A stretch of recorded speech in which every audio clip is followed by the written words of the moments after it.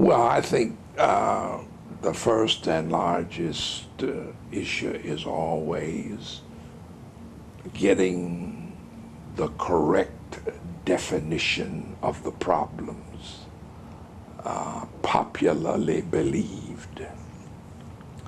I'm one of those people who believes that the kind of definition you make also forecast the outcome you're going to achieve.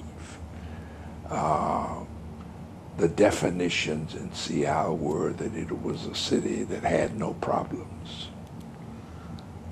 And it was the most difficult issue was to convince black and whites alike that this was not the kingdom of heaven, that this place had its issues, even though it is a beautiful city and it had an economic boom going on, it still had its problems. And changing these definitions, I think, was the first and one of the most difficult issues. Probably the most controversial issue was the school boycott issue, because keeping children out of school for a period of time is a very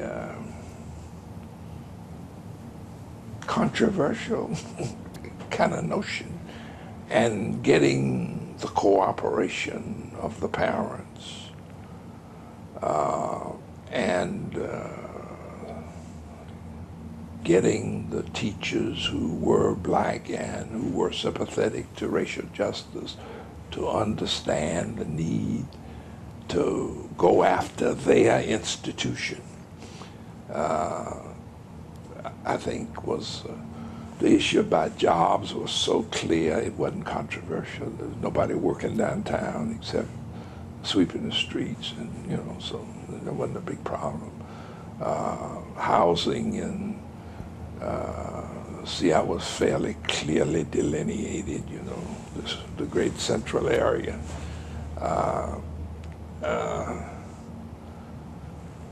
And eventually this becomes an economic problem as well. But I think those two were the issues which were for me the most demanding. It required a great deal of strong oratory and talking and negotiating to get people to revise their definitions of the problems in Seattle, and it took a lot of doing to pull off a successful boycott.